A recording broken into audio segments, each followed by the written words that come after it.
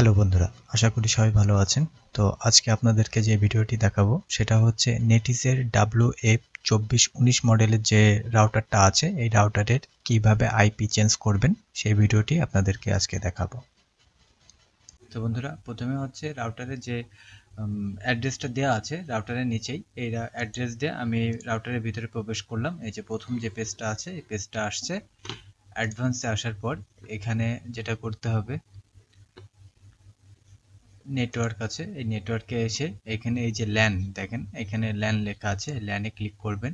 Click করার পরে এখানে দেখেন আইপি অ্যাড্রেস দেওয়া আছে 192.168.1.1। তো বন্ধুরা, এটা হচ্ছে রাউটারের ডিফল্ট যে আইপিটা আছে, এই আইপিটা আপনারা যদি চেঞ্জ করতে চান তো এখানে ধরুন এখানে দেওয়া আছে 192.168.1.1। তো এখানে আমি 100.1 দিতে পারি, মানে আমি আমার মতো করে দিচ্ছি, আপনারা আপনাদের মতো করে দিবেন। এখানে আমি 16 করতে পারি।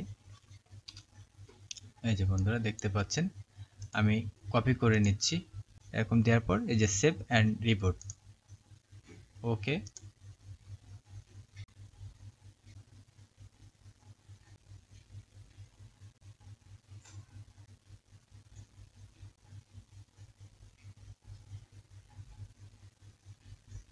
এই যে বন্ধুরা দেখতে পাচ্ছেন, আগে কিন্তু এখানে অ্যাড্রেস দিয়ে আমরা প্রবেশ করেছিলাম, এখন কিন্তু যেই আইপি অ্যাড্রেসটা এখানে নতুন করে সেট করেছি সেই আইপি অ্যাড্রেসে অটোমেটিকলি কিন্তু এখানে চলে আসছে। হয়তো এখন নতুন করে যদি আপনারা netis.cc দিয়ে ঢোকেন হয়তো প্রবেশ নাও করতে পারেন রাউটারের ভিতরে।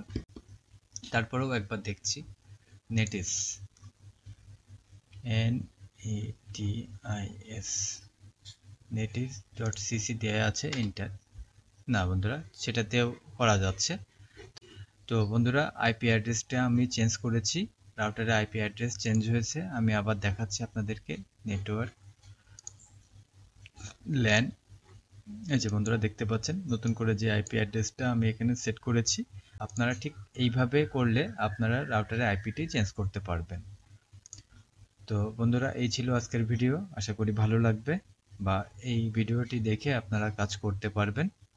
তো আজ এই পর্যন্ত, সবাই ভালো থাকবেন।